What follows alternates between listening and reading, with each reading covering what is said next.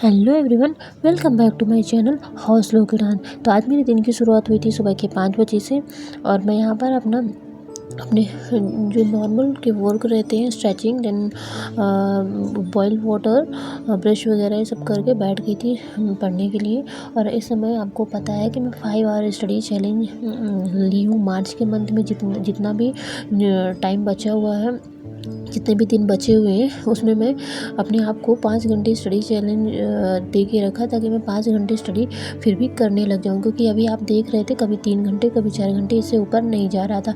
लेकिन जिस दिन से मैंने चैलेंज लिया ना, तो मैंने अब टाइम की वैल्यू समझना स्टार्ट कर दिया। जैसे कि पहले मुझे समय मिल जाता था बीच बीच में, जो मिनी स्लॉट्स होते थे, मैं उन्हें मिनी स्लॉट्स ही कहती हूँ। जब मैं छोटे छोटे टाइम मिलते हैं बच्चे के साथ में, तो उस टाइम पे या तो मैं फ़ोन चलाने लगती थी, या फिर कभी कभी पढ़ती थी, कभी नहीं पढ़ती थी। लेकिन इस चैलेंज लेने से ना ये चीज़ मेरे अंदर इम्प्रूव हुई है कि अब मेरा माइंड तुरंत ये चीज़ बोलता है कि मुझे बैठना नहीं है, मुझे तुरंत मैं नीचे ही अपनी एक बुक रखती हूँ जो मुझे पढ़नी होती है, और मैं तुरंत पढ़ने बैठ जाती हूँ जैसी भी सिचुएशन होती है। बस बच्चे को संभालते हुए, जैसे कि अगर 1 घंटे का समय मिल रहा है तो वो आधे घंटे में ही होता है। मतलब ये भी पूरा 1 घंटा भी अगर आप काउंट कर रहे हो, तो उसमें ये होता है ना कि हमें कुछ लिखना तो पड़ता नहीं है, बस रिवाइज़ करना होता है। रिवाइज़ बहुत ही, मैंने ये चीज़ अच्छे से महसूस करी कि रिवाइज़ बहुत ही अच्छे से हो जाता है।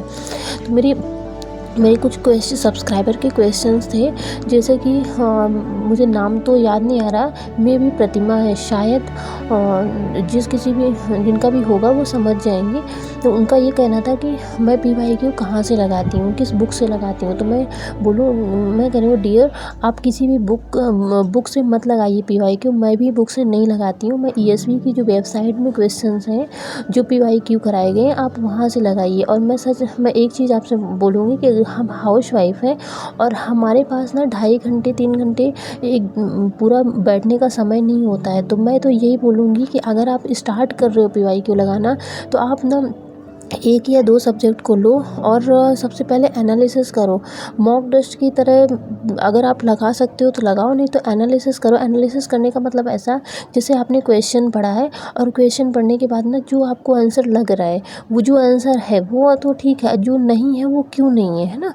आप सिर्फ इतना करो, जो आपसे नहीं बन रहा है उसे आप नोट डाउन, सिर्फ उन्हीं क्वेश्चन को नोट करो जो आपसे नहीं बन रहे हैं। जो आपसे बन रहे हैं उनको नोट डाउन मत करो, और जो नहीं बन रहे हैं ना, उनको लर्न करो।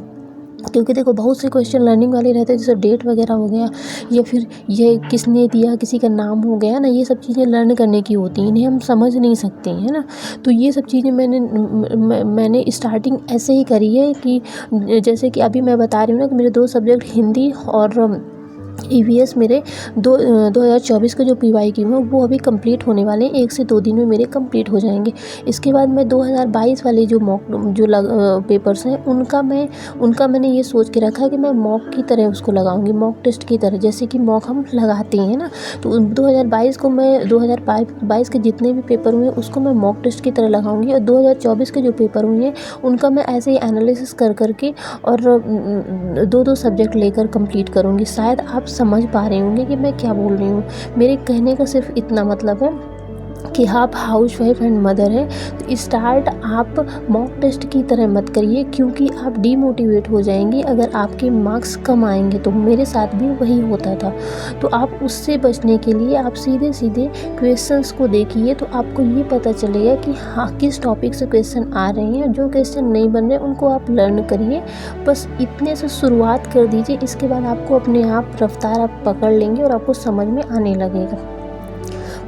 और ESV के जो क्वेश्चन जो आंसर है ना, तो वो क्या है, अथेंटिक है। और अगर आप किसी बुक से लगा रही हैं तो उसमें आप कहीं ना कहीं कंफ्यूज होंगे कि वो सही होगा कि नहीं होगा। इस वजह से आप PYQ ही लगाइए जो ESV के वेबसाइट में डले हुए हैं। और अगर आपको समझ में नहीं आ रहा है कि वो कैसे निकालते, कैसे डाउनलोड करते हैं, तो प्लीज़ कॉमेंट करिएगा। मैं आपको उसके लिए भी वीडियो के माध्यम से मैं आपको दिखाकर बता दूँगी। और आपको थैंक्स बोलना चाहूँगी कि आपने एक प्यारा सा कमेंट किया। ऐसे ही आप सभी को जो भी प्रॉब्लम्स होती हैं, तो आप अपना भी पॉइंट ऑफ दिया करिए कि मैं क्या गलतियां कर रही हूँ, मुझे क्या सुधारना चाहिए, और आपको क्या प्रॉब्लम है वो भी कमेंट किया करिए। मुझे बहुत खुशी होती है कि मेरे सब्सक्राइबर जब कमेंट करते हैं। तो अगर मैं आप पे यहाँ पर स्टडी की अब मेरे साथ ना एक बहुत बड़ा इंसिडेंट होते बचा है।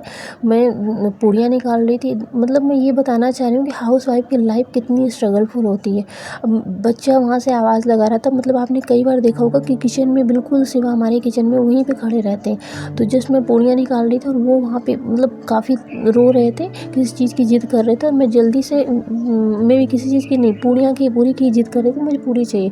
और मैंने देखा नहीं, छन्नी में पानी लगा हुआ था, मैं तुरंत उसको डाल दी। इतने गंदे तरीके से उसका पानी का वो तेल का जो होता है ना, तो वो तेल पड़ा मेरे, बहुत बची कि मेरी आँख की पुतली के अंदर नहीं गया, ऊपर गया और पूरा काला हो गया, ब्लैक पड़ गया, पूरा स्वेलिंग सी आ गई है। तो मतलब वहाँ पे ना एक चीज़ मैंने सीखी कि यार ससुराल में ना कितनी स्ट्रगलफुल लाइफ होती है।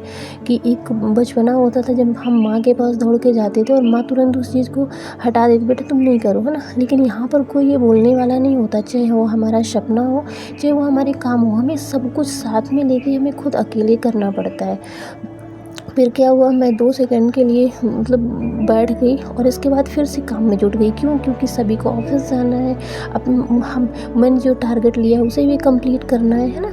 अपने भी सपने हैं, दूसरों के सपने भी पूरे करने हैं, तो तुरंत लग गई काम में। ये होती है हाउसवाइफ़ और एक मदर की स्ट्रगल, कि अपने आप को भी मतलब वो कितने किस कंडीशन से गुज़र रही है ना, उसके लिए भी कोई हाथ रखने वाला या पूछने वाला नहीं होता।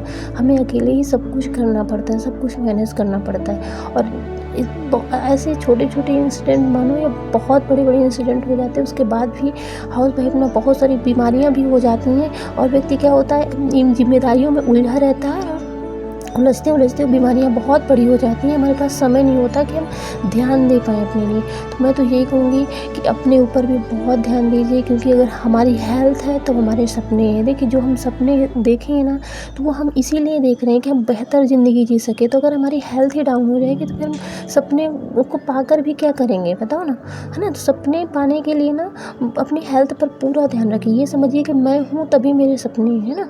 फिर यहाँ पर हम डिनर की प्रिपरेशन कर रहे थे और जो देखिए आप, मैं आपको दिखा रही हूँ ये मिनी स्लॉट्स, जैसे कि बच्चा खेल रहा है उसके साथ में मैं पढ़ रही हूँ। इसी तरह ना आप भी समय निकाल सकती हैं, पढ़ सकती हैं, बहुत अच्छे से समय 5 घंटे का समय निकल जाएगा, क्योंकि अब स्टडी का आवर्स का वो बढ़ाइए रफ्तार, नहीं तो हम पीछे रह जाएंगे रेस में। हमें हर हाल में एक सीट पक्की करनी, हम सभी साथ मिलकर स्टडी करेंगे और अपनी एक सीट पक्की करेंगे।